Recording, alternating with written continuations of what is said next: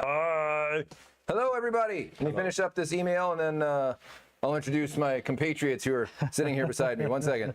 The parts were installed incorrectly. Like the bracket had a lot of stress. You can come closer. You're a bit out of.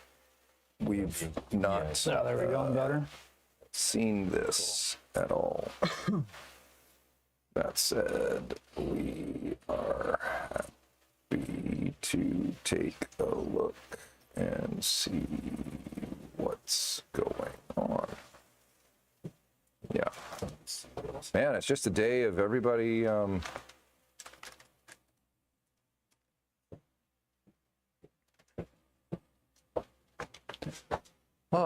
missed some of the sales. Hello. We actually have an IRL guest from Street. Yeah, we do in real life, who's normally on the other side. So Orist is joining us. Orist was here consulting with us on some projects that he and Jorge, who's also here from Croatia, have been working on for, geez, a year? Quite a bit. Quite a while now. Yeah. Almost a year. Yeah. Actually, this 1st of August was my second anniversary. Oh, it was. That's right. Cheers to that. Cheers to that. Cheers to that. So Orist was down, and they are, we're going to not talk about this in a lot of detail, but we are making some improvements in our supply chain, and we are looking at some tooling that will allow us to buy and inventory a single part and turn it into whatever part we might want to use it for. So that's about as vague as you can get. I'd say so. Yeah. That's pretty vague, right? That's pretty vague. Yeah. It's like, so you have the magic reconfigurator. Is that what's going on? You can like transmorphify some shit. It's all press button. Press button and it turns into a lizard. I want a lizard, and then it turns into a bat. And we have a little cauldron down there with some bubbles and some smoke.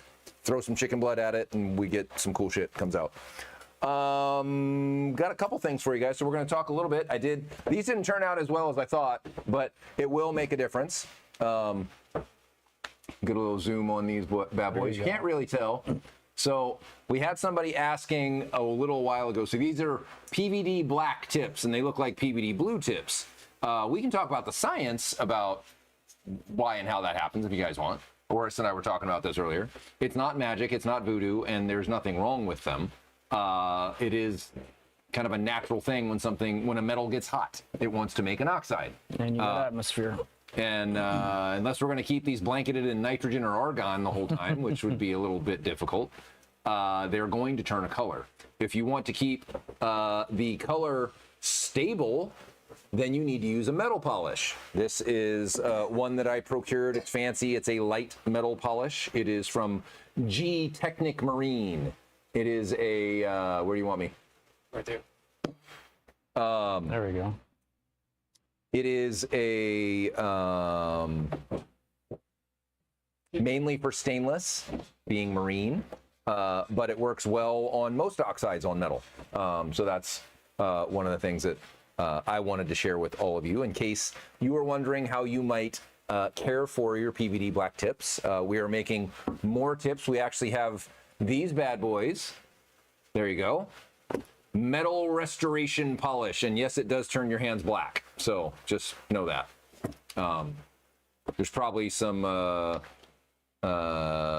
silver-based acids in here, would be my guess, that are looking to more aggressively steal the oxide. Yep.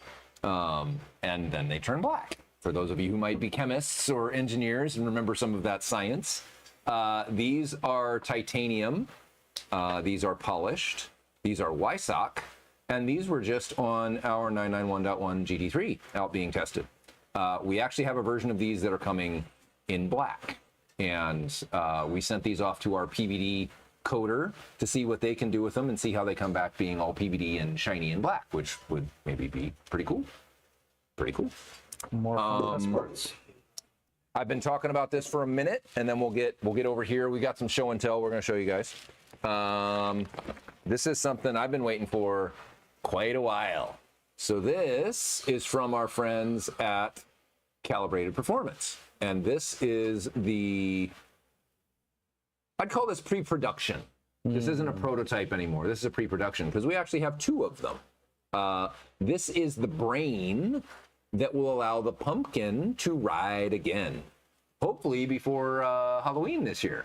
Ah, that'd be nice. And I've said that before a number of years. every I think Halloween. that's every Halloween that Pumpkin's going to ride again. But we're actually really close. So there's some bits in this that are going to allow us to get the oil levels out of the DGGs.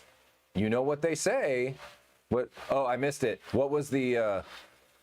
Simon's always appropriately timed with his comments. He is. And He's on. I don't know what I said when he said something, so the joke's on me.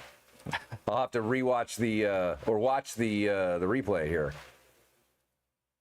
So anyway, this should purportedly, from our friends at Calibrated Performance, fix what ails us. We were having a little bit of a CAN buffer overrun. We didn't have a fast enough thinking chipset. So not only did we make it faster, we put 2 of them in there because, you know, if a little bit's good, then double it and then it should be fine. So it's got 2 Texas Instruments. I think they're RISC processors in here doing all the heavy Boy, lifting. Simon. Black tips. Oh boy, that's as bad as the word of the day the other week. Yeah. We finally had our super chat and we kind of had to do it, which was, I think that killed it. There were no more free offers for shirts or anything after that. That was all done. We were done after that. So let's talk a little bit about why Jorge is here. And one of the reasons that he's here, besides we like having him here, it's always nice when he's here, Thank you. is all these suspension goodies that are here on this platter. Oh, this way. By the way, this is like This way. only 5% of the things that we actually made. Holy hell, yeah. They've been down there assembling. Jorge's been doing instructions, beautiful instructions. He does wonderful, like real engineering shit, which is awesome. Yeah. I haven't had to do real engineering shit in a very long time. You don't have to.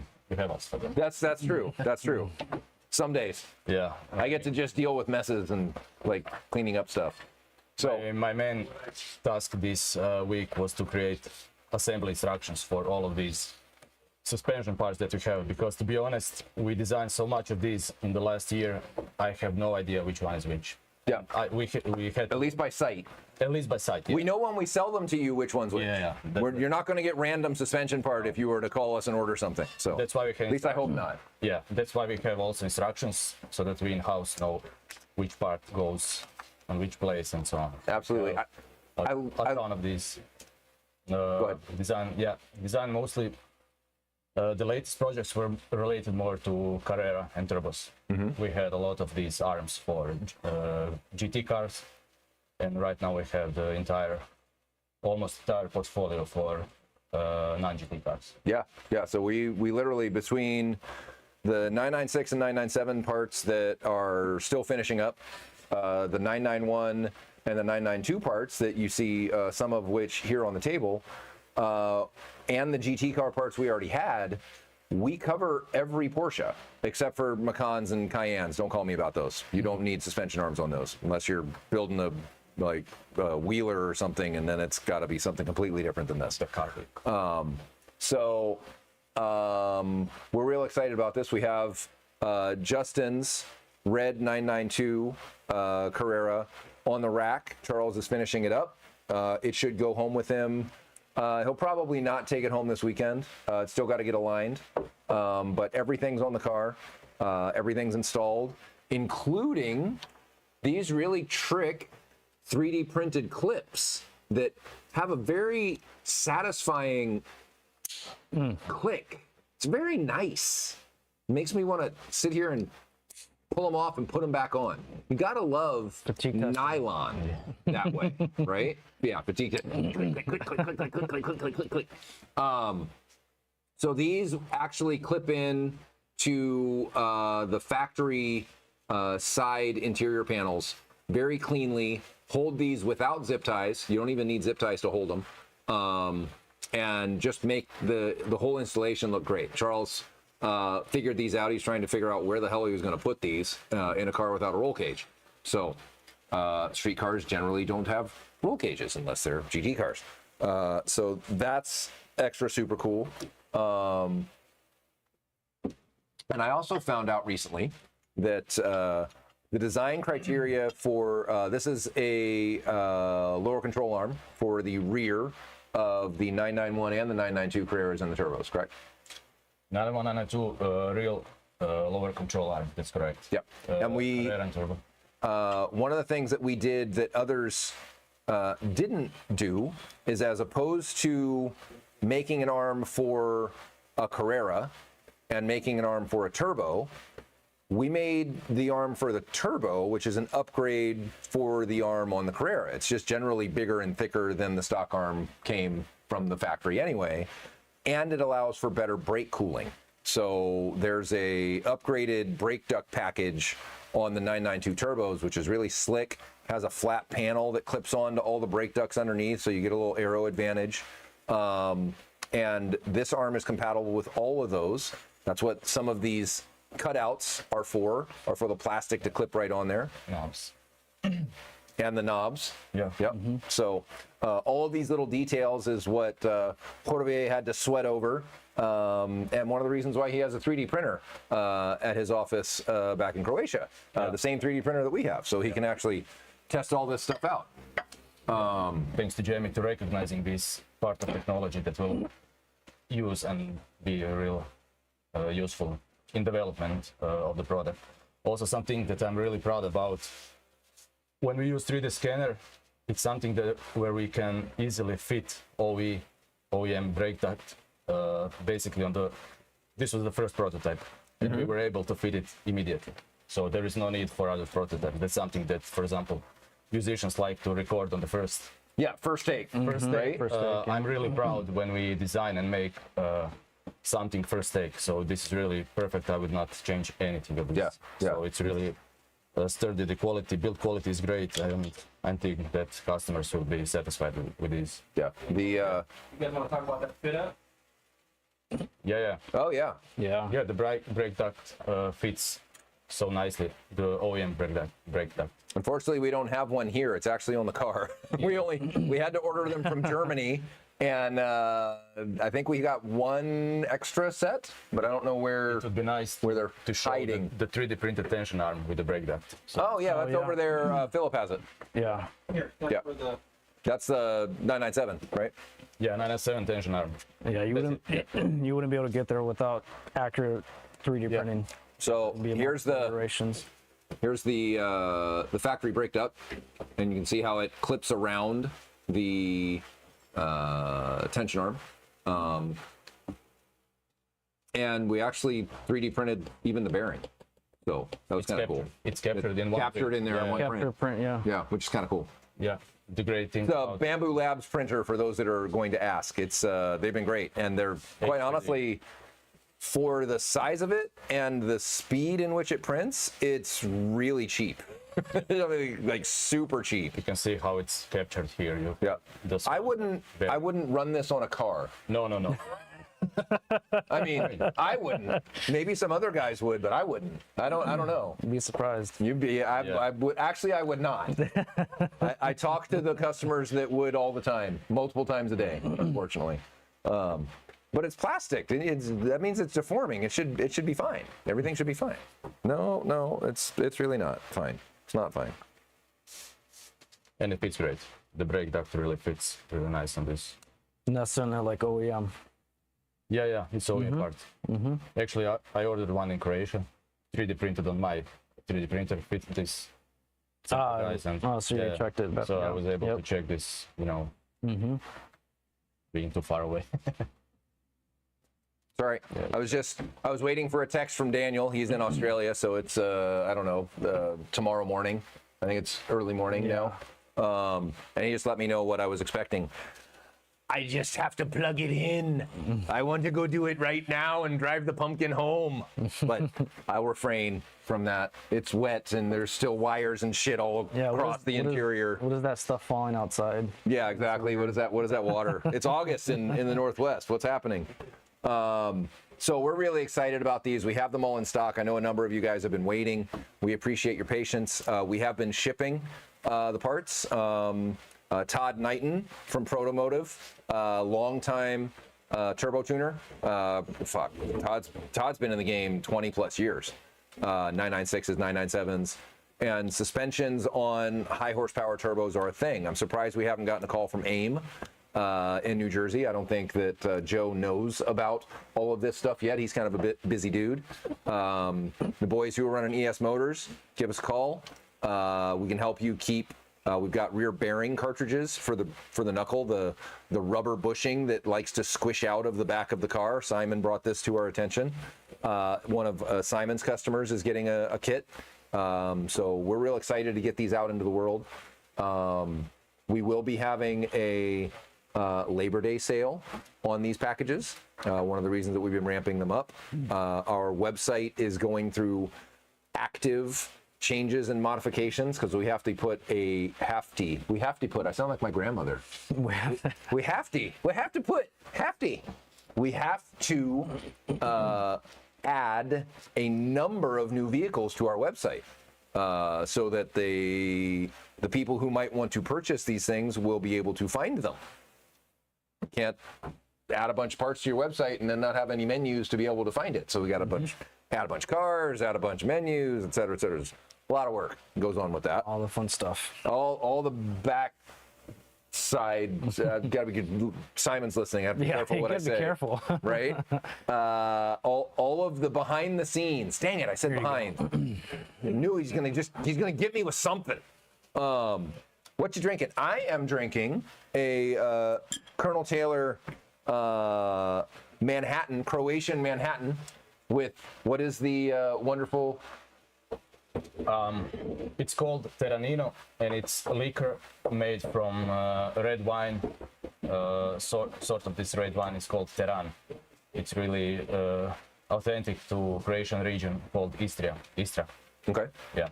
So they have this red wine which is called Teran, and then they make a liquor which is called Terranino, and that's what Shane is drinking with his with my whiskey. Whiskey. Colonel Taylor. That's something that I'm drinking also. But Yeah, and he likes it straight with an ice cube. exactly. It's delicious. It's delicious any way you want to drink it. Yep. No more failed rubbers. I knew you would come up with some shit. This guy, he's are your thoughts ever not in the gutter, Simon? Oh, that one's I don't think that's a thing, but you never know. Let's see what else. What else we got going on? Track day coming up. We're very excited for the next track day. We've got like a slew of shit on the table here, but it's fine. Next track day is in 2 weeks, give or take. It is August 27th. And it's very special. It's very special. We've been putting something together here in the background. Shared it with some of you guys last time. Don't spoil it. I won't say nothing about the way that we're going to do it, but just that it's happening. We have one of our local customers, John McClellan. I think he was patient zero. Yeah. I think he was patient zero. Besides the one that we built, he got the very next one, GT4 RS Lab Rat. Everybody does need a Simon in their life. That's true. But just the tip. So John has a full Lab Rat. It has 19-inch wheels. It has PFC brakes. It has our full aero package, MCS 3-ways. It has full power. It's 100% legit, and John is enjoying the hell out of it. He just goes out, runs. GT4 RS update. We're getting there, Mr. Fan. So 827, we're running a head-to-head McBattle. And the gentleman that's blurry in the back, his name's Jed McCarthy. He was lucky enough to find an already built Manti GT4 RS at a dealer back east, and he was able to get a good deal on it because they built it preemptively and didn't get the extra $150,000 they thought they were going to Manti for the car. package. Yeah, essentially. So he got a 4RS and a Manti package came with it. So cool. He didn't really want a Manti package, but he wasn't going to turn it down. So he got everything with it. Great guy, super fun. Took all the shit I could dish on him. I was respectful. I was nice. I wasn't an asshole. I get accused of being an asshole a lot. I'm really not in real life, even though there is a local subcurrent of Jamie's an asshole, and I've been trying to figure out where this is coming from because most of the folks I work with know that I would, if anyone's ever been to the track with me, I'll be the one underneath your car trying to help you fucking fix it, even though I'm supposed to be out driving mine. And this is kind of how I've been at the track for a long time. It's just generally treat others the way that you'd like to be treated. Do I get upset with some things sometimes? Yes. And I'll come back to the track battle, but this is my squirrel brain is going to go down this path. I was sharing this with I think everyone that could hear me earlier today. It was kind of hard to not hear me complaining about this. We had some parts were sold, some parts were attempted to be installed. They didn't consult nor ask for the instructions, and they didn't do it right, and then wrote to us and said it was our fault that they didn't do it right because they didn't read the instructions. And that kind of triggered me because, I generally will own my shit. If I did something and I didn't do it right, I will own it. And I will generally own it with both time and dollars, right? We'll own it. I have this expectation of people, and it's often not the case, and it bites me a lot, that other people are like me, and they also own their shit. If I break something on my car that I'm installing, the words that I use is, I broke it. I broke it, yeah. I broke it. I'm the one that had the ratchet in my hand and snap. I did that. I broke it. Not, you did that because you didn't stop me from doing it. The fuck is that? I don't even know what that is. Yeah. Anyway, so I got triggered earlier, and that's... It happens. It happens. It happens, especially when I'm being accused of it's my fault for preventing somebody from doing something they shouldn't have done in the first place. Should have known better. Generally, yes. Yeah. I would probably be the dad that points and laughs at my child after I told them not to do that, and then they get up and they hurt themselves. I'd be like, Told you so. I fucking told you. What did you expect to happen? But I would love my kids. I would not be that maniacal. They would not hate me. But yes, I would probably also get beat up by my wife because I probably would laugh at them, and my wife would be like, "What's wrong with you?" Funny story. I had a buddy a long time ago. He had a 2-year-old. He had one of those step-down kind of dining room to family room kind of deals. Oh, I hate those. And his sunken floors. Right, one of those sunken floor deals. And his wife was out on business. His 2-year-old loved to stack the chair right up on it and stand on the chair and kind of do this because he knew that he was going to come get rescued. It was like a game. And Mike had told him repeatedly, "Don't do that. Don't do that. Don't do that." And finally, he was just like, he's just going to have to fucking fall. Learn. He's going to have to fall, and I'm going to have to fix his bloody lip or his bloody nose or whatever is going to happen. He probably won't die, but if I don't let him do it and he doesn't learn, he's going to keep doing it. Keep doing it, yeah. And he did, and he fell. And Mike caught a super giant rash of shit from his wife. Like, she wouldn't talk to him for 2 weeks, Of course. but he didn't do it anymore. Lesson learned. So Mike was like,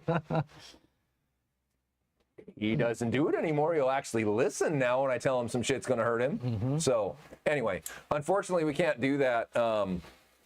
With customers. It's harder. It's harder. It's also not entirely fair.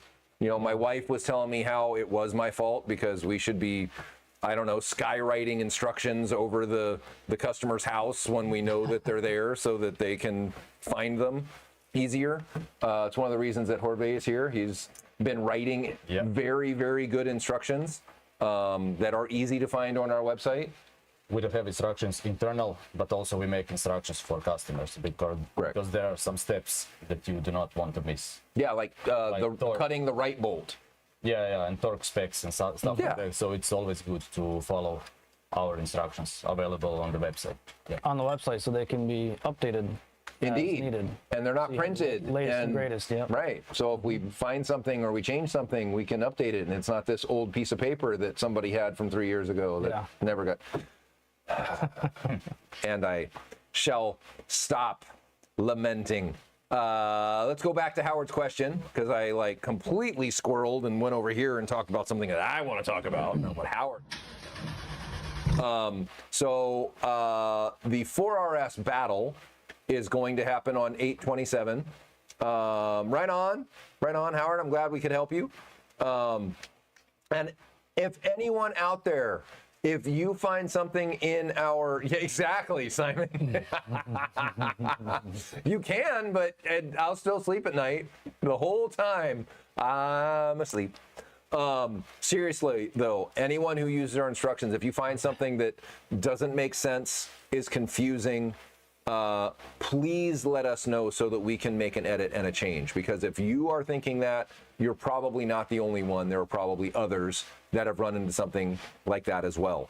We write it, we try to write the instructions not as what an expert would need to install it, which is generally like one line, install part, but what somebody who's never seen the bottom of their car might need, right? We try and do it from a state of walking you through how to do it. Now, we do have, you should at least know the difference between a ratchet, a wrench, a screwdriver, a socket, an Allen wrench. You should at least know that Basic mechanic knowledge, yeah.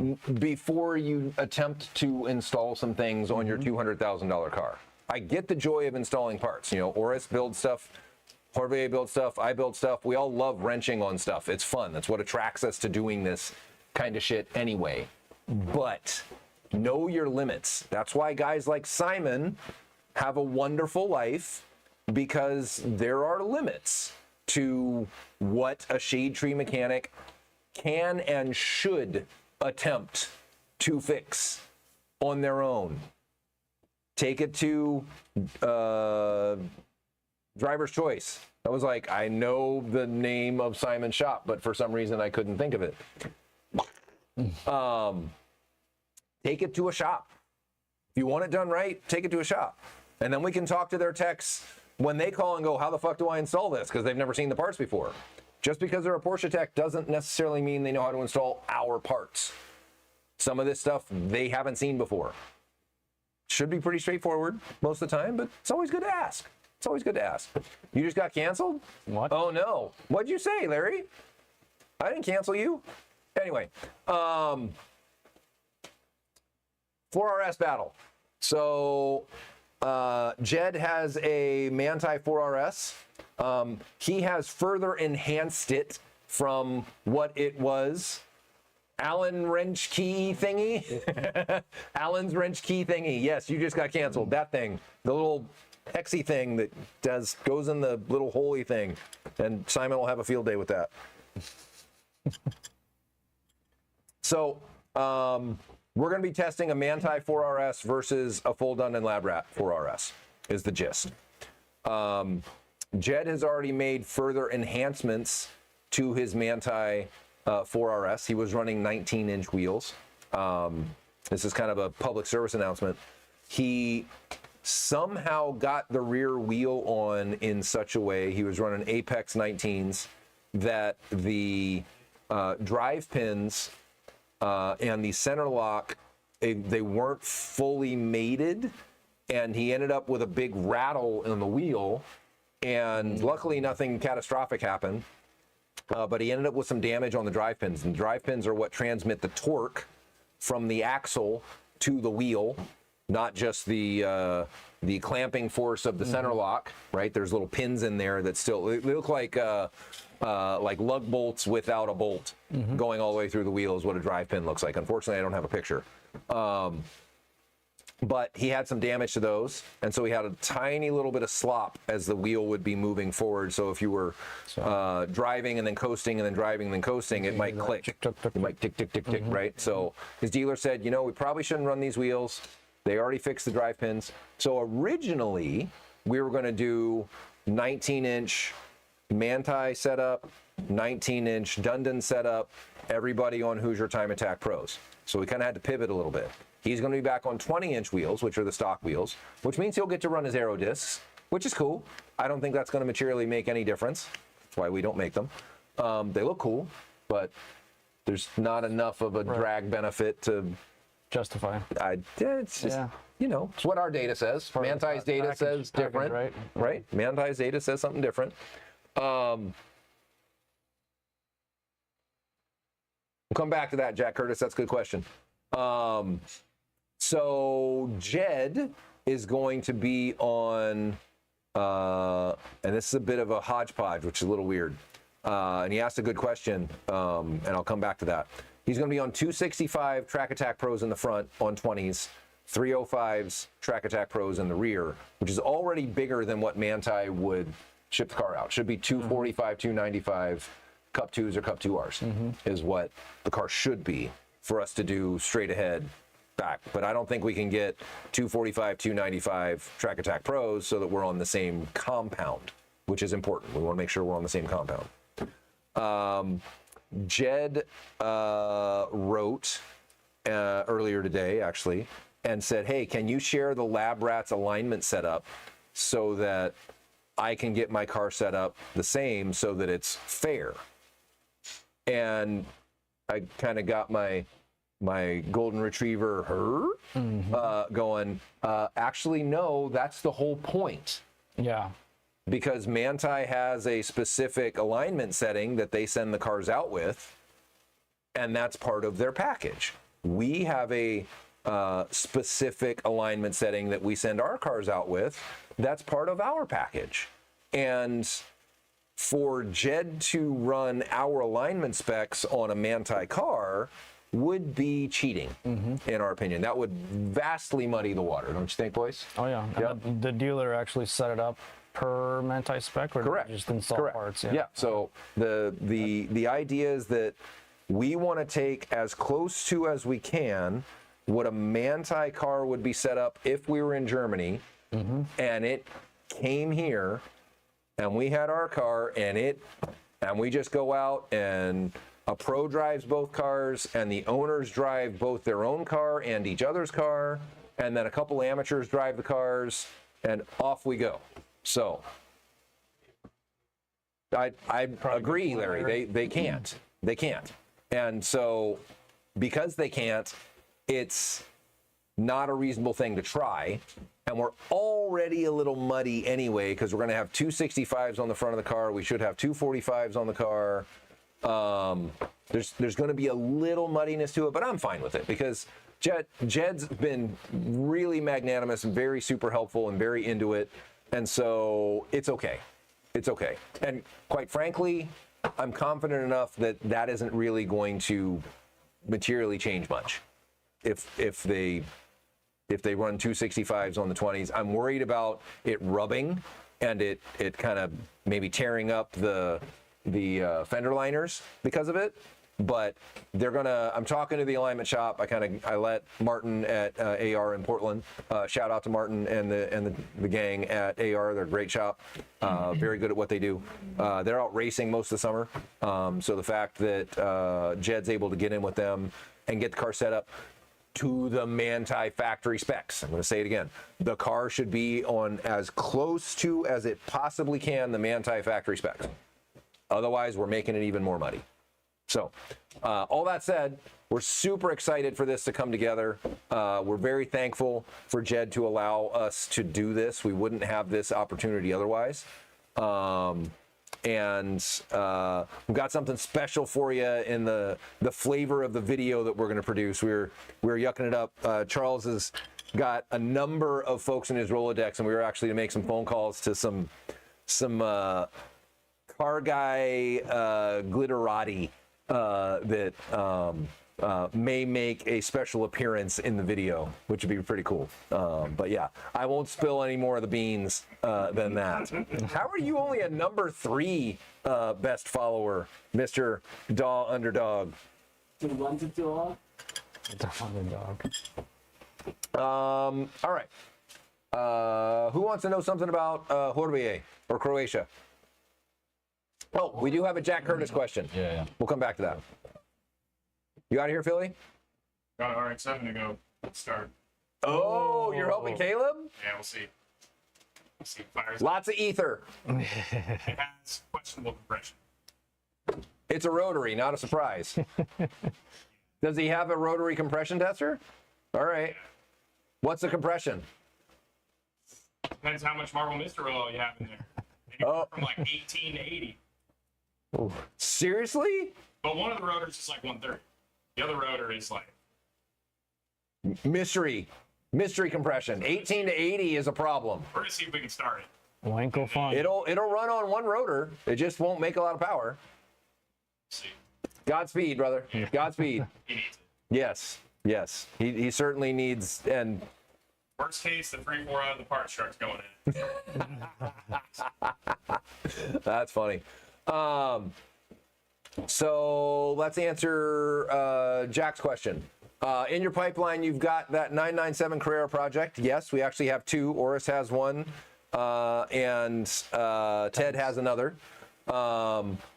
A 997.1 and a 997.2. Oris will probably be a little bit simpler because the new engine that we want to put in it will just bolt right up to a transmission, which is great. Would you ever revisit the 981 GT4? Yes, but not in the way that you're describing. So we do have plans to revisit the 718 GT4. Charles was able to find and refuculate the electronic thermostat controls, which Simon has been graciously our guinea pig for that. A little smoke coming off of that tire hitting the fender with all that downforce. And preliminary data is that we're able to keep the car much, much cooler by getting the thermostat to actually open. Crazy how that works. Interesting. You get the thermostat to open, the car gets cool. How about that? Who would have thought? Who'd have thunk it? And we can keep it from being a LEV level 3 car and run at 230 degrees coolant temp all the time. It'll actually run at 180, be much happier. So that's kind of the first thing. If we keep the engines running cool in those cars, that will make a big difference in their performance. They'll be much less knock prone once you're trying to get on it and go fast. The next part, and this will take us a while to get to because we've got a whole bunch of other stuff. Howard, I'll come back to that. It's good questions. The 718 GT4 would benefit from a plastic intake and intake runners immensely because it has such horrible heat soak. Such horrible heat soak. Any of the DFI cars, any of the cars would benefit from a plastic intake, a nylon intake over an aluminum one. And love that the aluminum intake manufacturers have built a business around interpreting thermodynamics backwards. The dimpling. And dimpling, boundary layer airflow physics, which yes, that's how a golf ball creates loft, but that isn't really how air moving in your engine cares. It might, and don't at me about that. Yes. Oh, that's too bad, Larry. I wish you were going to be able to be up here. And yes, they do have enough capacity if you allow that capacity to work. But that's some data that Simon's getting for us, which is great. So window ducts that go direct into a plastic intake would be a huge benefit for a 718 GT4, regardless of the ram air, regardless of anything other than intake air temperatures. That's it. It's getting air back there. We are also considering using, I don't know if you guys have seen this. I saw you looking at this earlier. We didn't talk about it. Oh yeah. So these are Kaizen speed relays. These are solid state can controlled relays. Out of Yakima, right? Yeah. These guys have been, they have a patent for this. They've been making these for a long time. High capacity, high amperage, and can controlled. And so you can do PWM level control out of a relay with these, which is really freaking cool. They have a control. You can link these all together in a chain. You can do all kinds of kind of cool shit with them. And so one of the thoughts that I had for a while, among all the other 100,000 projects that we have running at the same time, was to use this, and I will share with y'all. If somebody wants to do it, you should. This is the control module that actually plugs in to the end of it, and you just run your can wires in. I like the knot from 1985. Right? To build a methanol injection package using one of these. Using actual can, load, and RPM to build the load table. Plasticity, horsepower gains, yes sir. So a methanol injection kit on a 718 GT4 in lieu of or in addition to the plastic intake manifold and window vents for them would make a gigantic difference. You do not have to tune for it. The fact that it's going in there and cooling things off, and you don't even have to run a real rich methanol version of water meth. I would do heavier on the water, lighter on the meth, because you're looking for that expansion. You're looking for that flash of the water sucking up all the heat to vaporize, to be able to do that. The 4RS parts would absolutely bolt into a 718 GT4. You still need a different intake manifold because the runner spacing on a 4RS being a DGG engine is different than the 718 GT4 runner spacing. So you can't buy your way into this. We have to make something. We have to make a plenum that's like a 4RS where the throttle body's on top, and then you would have to fit in all the 4RS parts to do that. And likely that's the route we're going to go, because the 4RS intake parts are actually really well done, and they're going to be a bitch to build in the aftermarket because they're big. They're like a big injection molded part or a big carbon part bonded to injection molded plastic, which it's one of the things we pay Oris for, is when we're doing carbon stuff. Hey, help us to do something.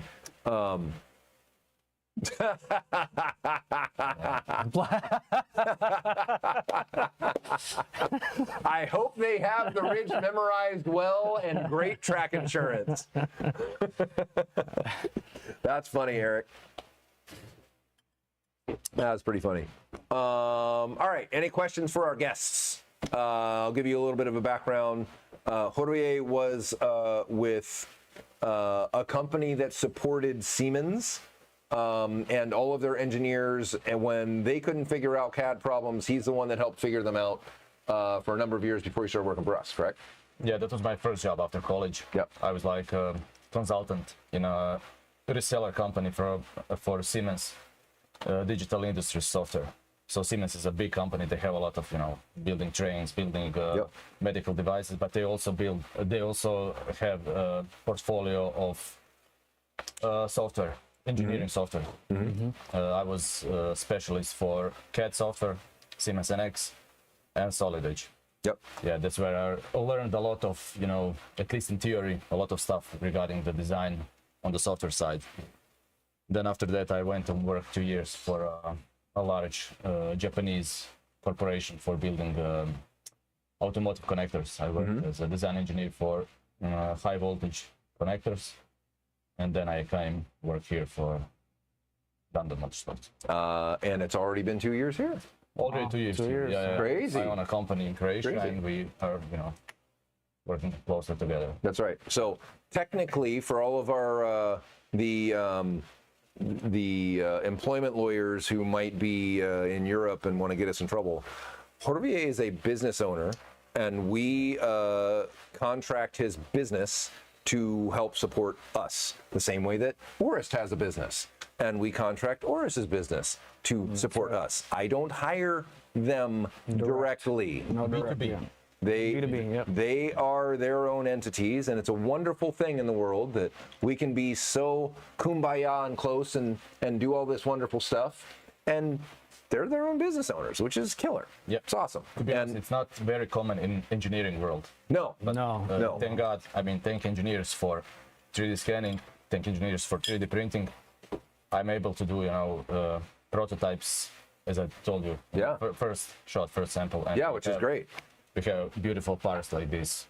Absolutely. Ready to be, shipped and used by our customers. So Yep. That's really nice.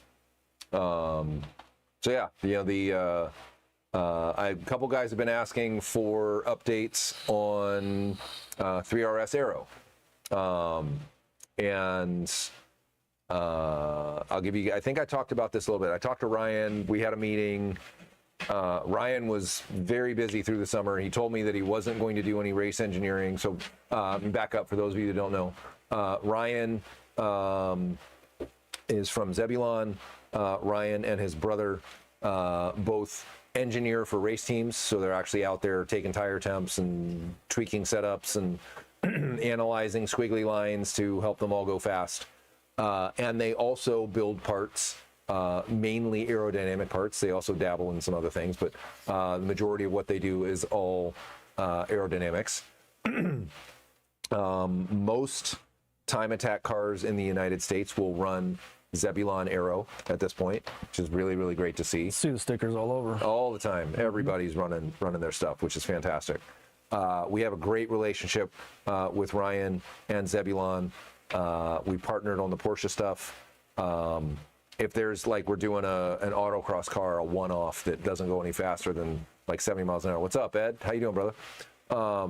And so it needs like a picnic table on the back of it because it only goes 70 miles an hour. So he's building this giant fucking wing, All the like surface area. giant, like double element, this huge thing that our guys that are on regular racetracks would never be able to run. I mean, the car would do a wheelie.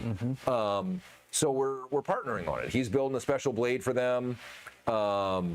We helped him with the uprights and all the rest. So not yet, brother, but you'll appreciate the tact we're taking. So we talked to Ryan, and Ryan has a new full wing package, like 80-85%, where we would make new uprights and we'd move the wing's position and we'd have a much more efficient blade and the ability to move the blade and a different set of end plates and a different flap and a bunch of stuff, right? So that's great.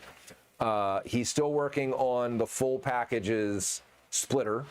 The splitter, the devil's in the details with these things. And as opposed to like the 4RS, this is something I was explaining. I think I talked about this last week, but I'll talk about it anyway. 4RS, as far as aerodynamic downforce is concerned, the car stock is starting essentially from zero. I think it makes 100, 200 pounds. Not really enough to write home about. And don't quote me on what those numbers were. I'd have to look them up. I'm just coming up with the top of my head. It's not much. But if we add 1,500 pounds to something that makes 100 or 200 pounds, that's a giant change, Huge leap. right? Huge leap, right? So it's going to be instantly noticeable. Holy shit, this car has lots of grip. Off we go. Same thing with the 992 GT3, 991 GT3, which is coming. We can talk about the deck lid. That was a unfortunate fail from one of our suppliers, but we'll talk about that. Two suppliers. Problem we've got with the 992 GT3 RS, there she is, Oh, so rocking her Valkyrie wing and her very white deck lid that got painted so it wouldn't look so yellow. The 992 3RS starts with a lot of downforce. So if we You want the you, space. you want one of those big what are those things? The big heads on the stick that you hold up at sports games. The big heads. I don't know what they're called. The end plates in the shape of Ted's head with his helmet on or not. That's always Probably fun help. with the comments. So we're starting with a car that already has 1,500 pounds of downforce. And let's say we add 1,500 pounds on top of that. We only went up by double, not by like Magnitudes. Yeah. 20, not 20x, right? We went up by 2.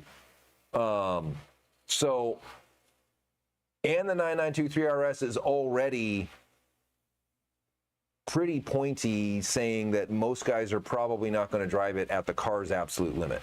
All of that said, can we, by improving the aerodynamic efficiency and giving it more of it, make the car easier to drive? Absolutely. Will you be able to reduce lap times? Absolutely. Are there other things that we can do to the car that are going to be less money and make the car better? Yes. So we are working on the full package, the whole schmear, all of it. You know, we've already got our suspension package on the car. We're very happy with it. Car goes great. Car's very, very good. We're looking at doing some, what I'll call like stage 1, stage 2 enhancements to the aero, where we essentially add dive planes, add, quote, gurney flap. It's not going to be a gurney flap, so don't ask me for a gurney flap. It's going to be something like some enhancements to the rear wing package, which Jorge already helped Ryan with some details on how we might deal with that. Yes. And that drawing, for those of you that are new, can you put up the CAD drawing of the 3RS? Yep. Jorge's going to have shivers and nightmares. No. So we took all a the hours. scan of that car and he built that CAD model from the scan data, recreated the entire fucking car. Yeah, that's correct. A lot of sweat, a lot of, I'm not going to say tears because they were not. Just a lot of squinty eyes, a lot of bloodshot eyes staring at a computer screen for a long To be time. honest, I gained some weight working on that project. I gained like A lot of sitting. 6 or 7 kilos. I have to Work off. Work off. Yeah. But that was a really complicated project in terms of CAD design. Working with designing parts, it was a really complicated project, especially because we are not like a large OEM using specialized software to build the Right. entire geometry of the car. I used CAD software, but I was able to pull this one out. It took me, for this one, with other projects that I was working on, it took me 2 months. Yeah. I think right now working only on this one, I could probably, with this experience, I would probably trim this Probably down. about half that. You Half know? that, I would say. Yeah, probably about half that. So the next time we do it, it won't take as long. But without gaining 7 kilos. Yeah, it'll only be a month, Efficiency. right? Yeah. And that was important for us. We wanted to, you know, previously we've outsourced some of that scan to CAD work, and the stuff that we got was always, I'll use the word shitty. It was okay, but it wasn't right. 200. And it's because they would use software packages that kind of do this shit for you.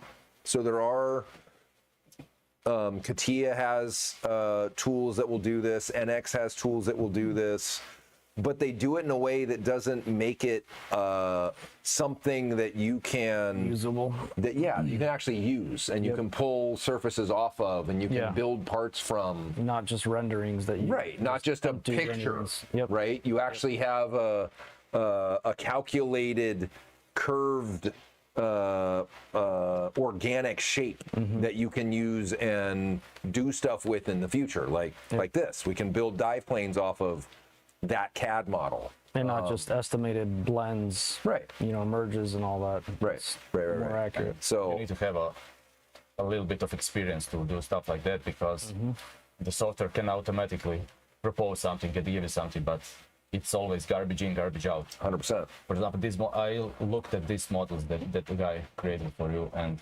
Ryan told me that he spent so much time only fixing Just that model. fixing them. He spent the better part of a year trying to get his CFD system to accept the model, because when you're trying to, for those that don't know, for those of you who are budding engineers or are engineers, the Navier-Stokes equations probably either you don't cringe at all or you lose sleep over them, because they are the series of energy balances and mass balances that control fluid flow, be it a compressible fluid or a non-compressible fluid. They're all the same. It's just some things simplify when it's a non-compressible fluid versus a compressible fluid. It's all in there. Navier-Stokes equation. Look it up. So the CFD models are resolving the Navier-Stokes equations in little tiny boxes. Yep.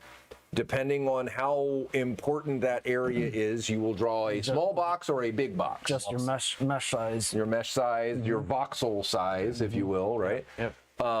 And if you have any holes in your model or any seams or any weirdness, it can't solve the problem, or it gives you a weird answer to the problem because it's wrong. You've got air leaking through a door panel in the middle of it because it's not actually solid, or you've got a little point where two surfaces meet that are causing a bunch of weird vortices to form in that particular voxel. So it's this huge fucking thing that, and this is after dumbing the model down, right? So you don't typically put inside a CFD modeling software a highly detailed model. You typically, right, you use a bluff is the term, right? Yeah. And you add the aerodynamic devices to the bluff, and so he spent a lot of time doing it. He did not have any problems running Horvier's model. Reported. Yeah, he's like, put it in, worked. It's huge. The So question, was it harder because of all of the ducts? It's hard because the car is really, the shape of the car is really aerodynamic. yes, On Nice one, Ed. on one spectrum, for example, something that would be really easy to design and to draw would be Tesla Cybertruck. It's flat. Oh, that's a great it's example. like a dumpster with wheels. You could probably have that knocked out in probably half an hour. Dumpster crash. Yep. Yeah, not, but yeah, something like that, maybe. But Probably run those But on the counts other by side of hand. the spectrum, Right. it's car like that. As you can see, it's really curved. So you cannot define the surface only in two directions.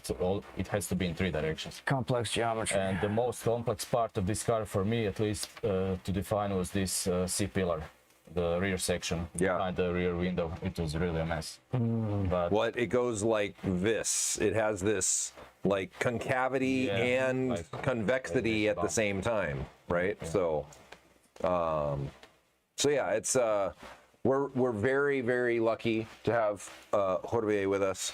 We've been able to do substantially more than we would have otherwise. Charles gets pulled in a number of directions daily. For him to actually concentrate either on designing a part or putting a bunch of new SKUs into our MRP system, he will go to the local cafe and spend a couple, 2-3 hours just over there with his iPad and just doing his thing, just kind of cranking. Because if he stays here, it's like question. Oh, this customer didn't read the instructions. They did this crazy thing. How do we help them back out of the thing that they did, that they didn't read the instructions for? Yes, Charles, I know you wrote the instructions. Yes, I know. I know. They should have read them. I get it. Yes, I know. But they didn't. So assuming that this were to happen, how would we help them back out of it? Oh, they need to do this, do this, try this, do this. Off you go. Those kinds of distractions don't allow for complex, long-term, project-based stuff. Corbier is Charles' long-term, here, I need you to draw this. Go. I'm going to define all the boundary conditions that I'm aware of. Off you go. Here's, to be honest, I'm really fortunate enough to finally work on the stuff that I really am passionate about. And Yeah. I love to work. Right. I like to work on this stuff. So I have this not many conversation. people love their job. I'm one of them who likes the job. I love my job. Yeah. I love my job. I am still ideally trying to unemploy myself so that I can just come here and fuck around, not actually have a job here, but just be a visitor on occasion and be like, ooh, what are we doing? This is fun. Question from Rob. What's Rob's question? Was it harder because of all the ducts? No, it's fun. Yeah. It's all So all the holes in the car do make it more of a challenge, but honestly, it's just more surfaces. So the outside of the car, the underside of the car, the sides of the car. If you have tunnels running through the car, like the radiator moving through the hood, that's just more surfaces you have to define I to would let say the air go through. it probably helped you having all the ducts because you had sharp defined surfaces and intersections of surfaces, no? Yeah, that's correct. I mean, that was the proper way to scan everything. I will give you a backstory. Oh yeah, yeah. I posted this project, this car on the LinkedIn, and it exploded. I got like 70,000 views. Yeah, something, yeah, Like, yeah. it was crazy, insane. And one guy who's, I think Larry. he's an expert in aerodynamics, he asked, okay, what about the bottom of the car? Right. Yeah, we did all of that. Scanned it. We scanned the bottom, we scanned the side, we scanned all the inlets, all the outlets, everything is scanned, everything is put in the model, so we get as accurate as we can in CFD. And And we got actually good results. yeah, Sorry. yeah. Go ahead. Ryan Yeah. said that we are not sure about the numbers. But One. we are 1%. 1%. That's 1%. for the CFD. That's It's crazy. Yeah, and this is the confluence and why we like working with Ryan, because like the words that Jorge used earlier, garbage in, garbage out. That applies to a lot of things. So we could have the best model, but if the CFD wasn't wind tunnel vetted and wind tunnel tested and confirmed, then we're still kind of guessing.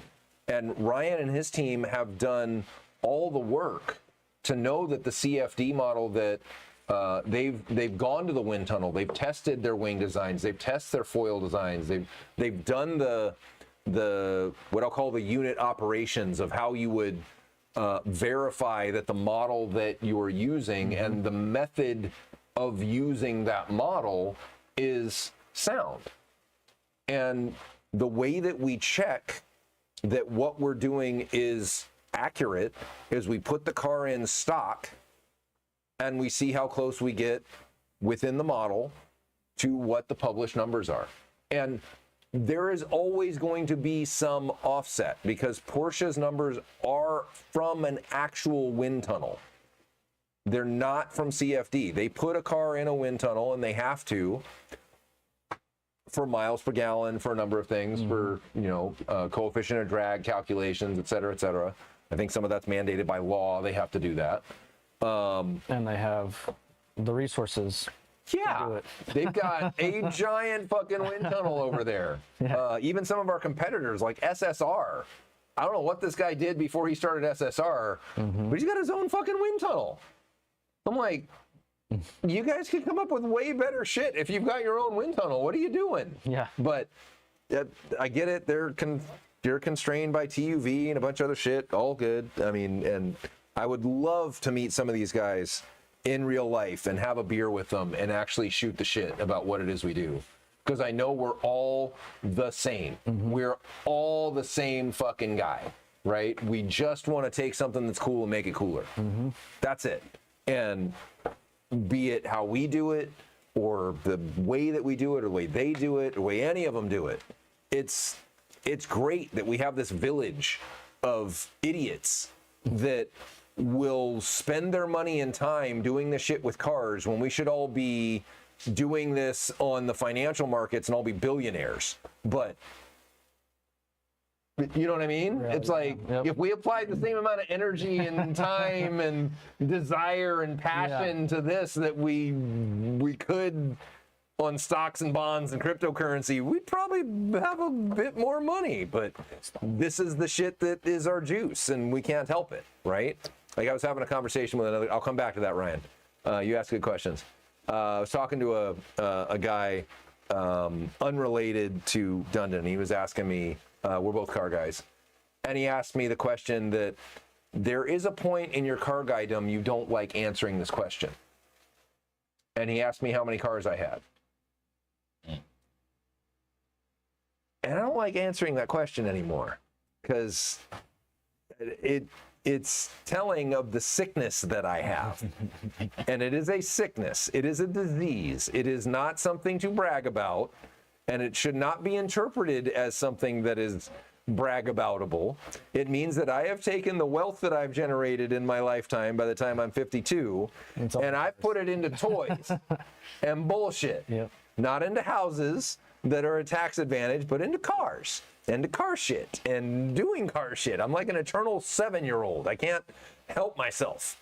But anyway, he was like, the reason you don't like answering the question is you have to think about the answer, huh? And I'm like, yeah, I don't actually remember. I kind of have to think about, oh, yeah, that one. That one's not here. I don't see it. That one's not done either. And yeah, that one's on a rack over there. And maybe one day that's done. And oh, yeah, I have a problem. But did you see that RX-7 that's for sale on Bring a Trailer? It never ends. So Ryan's asking, Dundon wind tunnel coming in 2026? Fuck no, that ain't happening. No, I'm gonna wait for Oris to sneak us into Boeing's wind tunnel. He's gonna sneak us in there. So, Third shift activities. third shift, exactly. We're gonna go in and bring our dyno and set it up so the car's all in there because that's portable. We can throw it in the truck, bring it over there, Yeah. and we just have to run a hose. Is there water in your wind tunnel? They've got to have cooling water. Yeah. Yeah, perfect. Perfect. So anyway, that's the gist with what's going on with the 3RS. For some reason, Ryan's awesome. So we had a conversation. I was like, brother, most of our early adopter customers have kind of already built a Manthey car, which makes me sad. But it's happened, right? Because we're a little late to the party. We're not as fast as them. We don't get an early look at the fucking car that Porsche is developing and be able to start developing Already parts for it before it even comes out. And they have parts ready to go. Yeah, and they have a $1 billion company at their beck and call to help them build shit. And quite honestly, even if they didn't, Manthey, last I counted, was 500 people. They have 500 people working there. Wow. We've got 11. Yeah. We punch way the fuck over our weight class, which is why. We're trying to go find Hey, you can do it. I don't have to use the funds for the wind tunnel, do I? Does that mean I have to give it back? Or we could just put virtual in really, really, really tiny letters. No, white font. White font, virtual wind tunnel, GoFundMe. I like it. Anyway, so the fact that we're even considered in the same breath as Manthey when we're talking about upgrading GT cars is a gift. It's a blessing. And it's awesome that we get the chance to do it and that we're crazy enough to try, in my opinion. We still believe, for right or for wrong, that our approach is right and our Color good. just get a candle and get some smoke, get some sage and burn it and put some smoke around it and just let it shoot over it. I love it. We feel that we got something to bring. We feel that, and we're not even close to done yet. We still got a bunch of projects. Oris projects is going to be super dope. Ted's project's going to be super dope. Pumpkin driving again. It's going to be super fun. And there'll be a whole lot of offshoots of those projects that start to spring and come into the fray. So yeah, anyway, we wouldn't do it if it wasn't fun. It's awesome to hear Javier tell me 2 years in that this is the most fun he's had on his job. And I will tell you, those of you who sign up for engineering school, don't discount having fun at your job, because the reason I didn't become a mechanical engineer, I became a chemical engineer, is because I did not want to design the bracketry and the handle for the overhead bin for Boeing. I didn't want to do that That sounded no like gla- no- mind-numbing nonsense. No to me. glamour in that. None. I ended up being a process engineer, and didn't matter what the fuck engineering I took. It was essentially just problem solving. Oh, here's a mystery process. Figure out how it works. I don't fucking know. Well, we don't either. Good luck. See you later, kid. Good job. Yep. So the finding the thing that you enjoy the process of is important, because making the dollars is one thing. There's lots of ways to make money. Lots and lots and lots of ways to make money. How you fill up your time such that you're satisfied with how you spent it and the results of the time that you put in is important. It's important, and don't discount it. That means you're probably going to make less money than you could working for someone else, but you may have more fun. And that was my ploy for future engineers that might want to come work for Dundee Motorsports, because I already know I can't afford you. So As we I discussed, can't afford him, and I couldn't afford him, but we figured out a way. So as we discussed before, one of the best thing for a design engineer is to see his parts, our parts. Charles and I designed this, but to see our parts live and see our parts on the car. absolutely. And completely running, fully functional. I mean, it's crazy. Yeah. He designed the bracket. He designed everything, like every single. the bolt. We had to make our own bolt for this. We had to make our own spacer. Almost every single part of this, except for the bearings that are in it. And we're actually working on that too. And to be honest, this part, at least to me, they look nice. Yeah, they're beautiful. Aesthetically pleasing. Aesthetically pleasing, yeah. Right. That's something that's also really important for cars like that. Well, and that's Not just cast Not- it's pieces. well, and it's the perfect ratios, right? Yeah. Yep. Yep. Things that look good to our eye look good for a reason, right? They're typically mechanically stronger. They're like a Nautilus shell. Yep. You know, things in nature The golden ratio. that have golden ratios associated with them. There's a reason for it.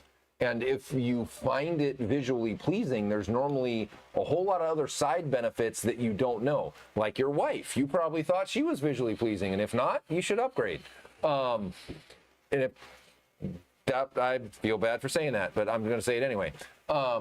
The things that we're attracted to, we're attracted to for a reason. And be it biological, mechanical, car shapes, et cetera, et cetera, et cetera. Totally canceled. I know. I got to say something that I regret at some point. And I'm sure Simon next, he'll have that. He's already. Yeah, he's already got that. And he's going to play it at the Smokies freaking auction up on stage for me next year when I'm up there trying to sell shit. But anyway, the hemp fiber cage. You mean the straw cage?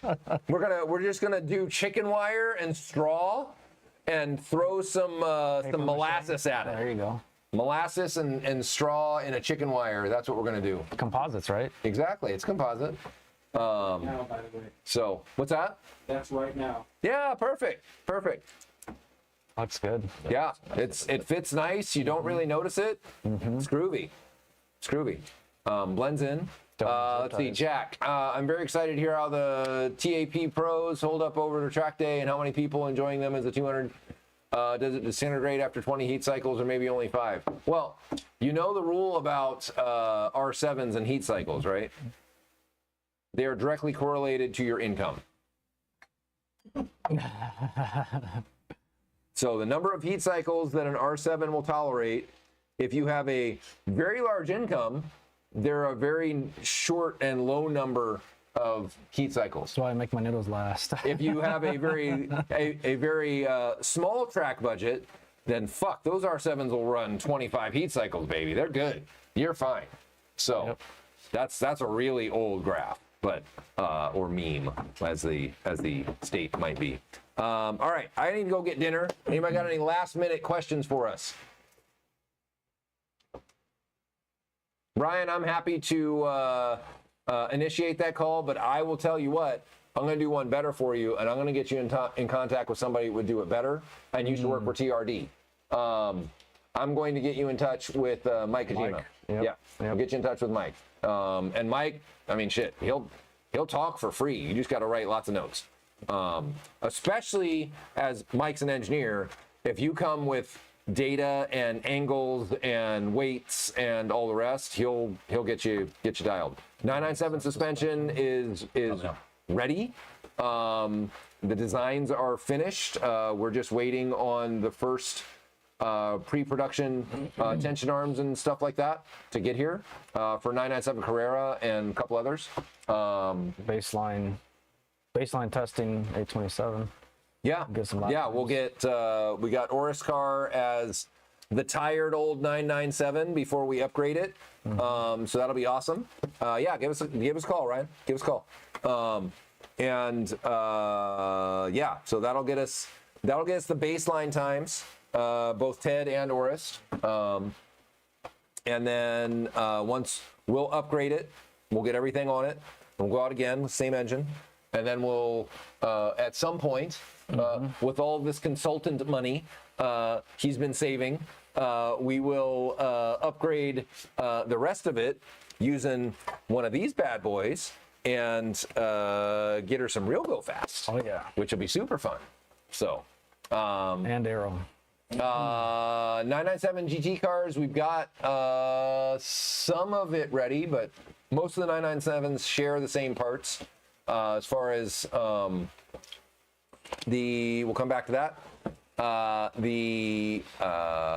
Very soon, Howard, very soon. So 997 arms, I believe, are weeks from being here, not months. So we should have those soon, if I remember right. Yeah. Sorry, what? The 997 arms. 997 arms. I would say that you probably check in 1 month.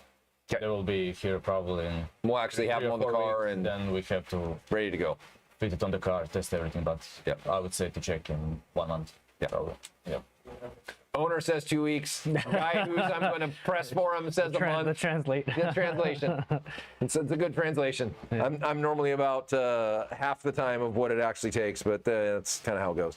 The 991 deck lid. So 991 deck lid.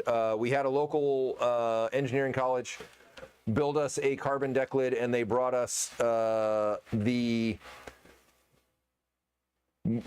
carbon fiber molded parts that would make a deck lid, but not a deck lid. So The Lego set, the deck lid Lego set. yeah, really.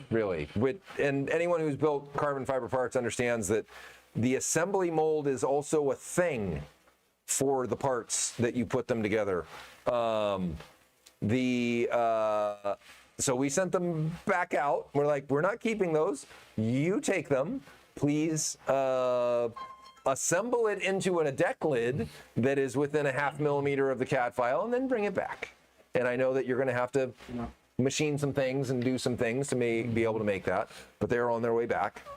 We are still, and I'll use the word still because Jorge is frustrated about it, I'm frustrated about it, we're all kind of generally frustrated about it.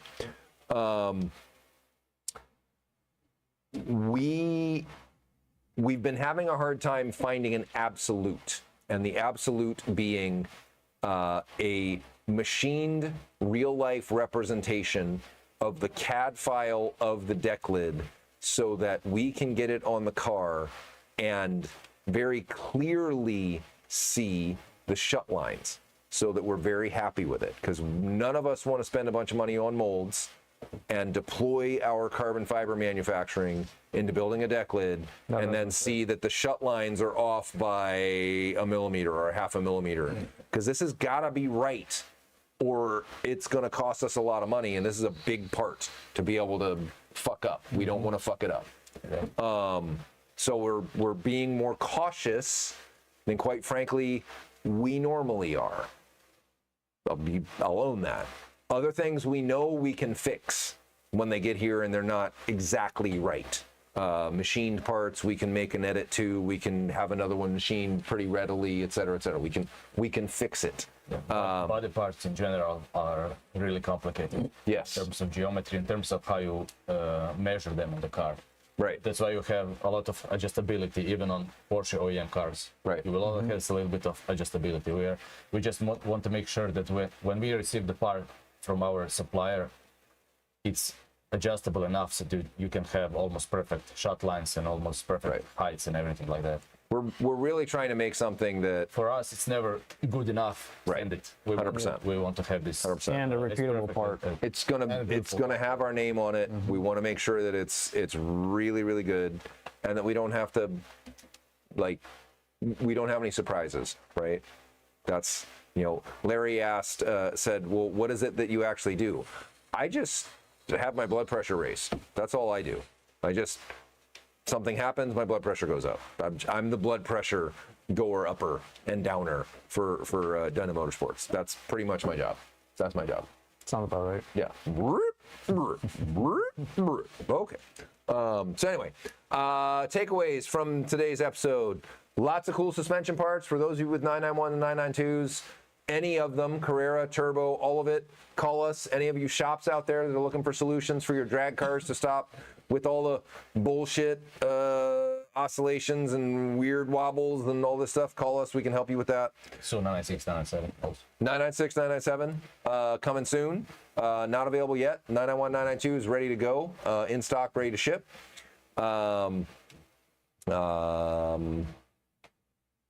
The track day is coming up. Track day is 8/27. We're gonna have a number of things going on. We're testing Oris's car. We're testing a Manti 4RS versus a Dundon Lab Rat 4RS.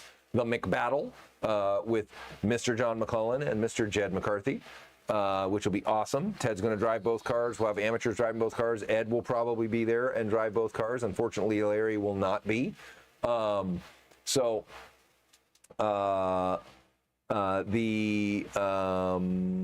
What else? 992 Aero.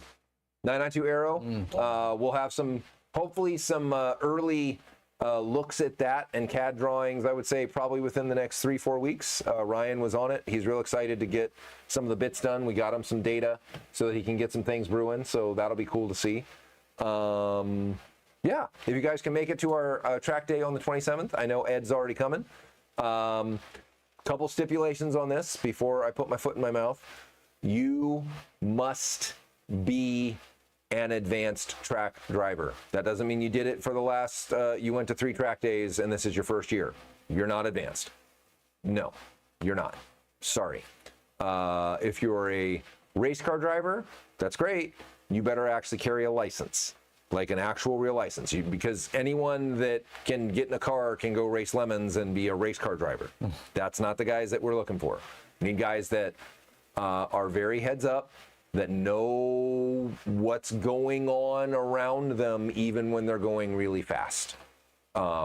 In general, if I don't know you with 1 degree of separation, I'm probably not going to let you come to our track day. It's just the safest thing. Safest for you, safest for us. If we get together and we go to a PCA day, that's great. Come and find me. Love that. Because PCA, HOD, they normally run a really tight ship.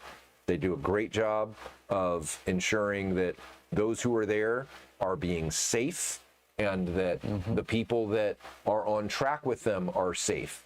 That's, at a track day, the most important thing is safety. We had a couple guys ball up cars at turn 10 in a couple recent track days. It's a bad place to be. You're 100 plus miles an hour, and if you don't know where the track's going, it's bad. Bad news. Bad things happen. So anyway, thank you all for joining us. Thank you all for hanging out. Always cool to see everybody and some of the new folks who haven't been with us very much. You guys got anything before we peace out? Happy Friday, guys. I would like to send some greetings to Croatia. Absolutely. Helena, Leona, Paula, Volerasata. Vidimo se brzo. Okay. That's for my kids. That's awesome. There you go. That's awesome. Yeah, Cool. thank you. That's cool. Yeah. Hello, everyone back at home. Good to see you guys. All right, guys. Take it easy. Have a happy weekend. And if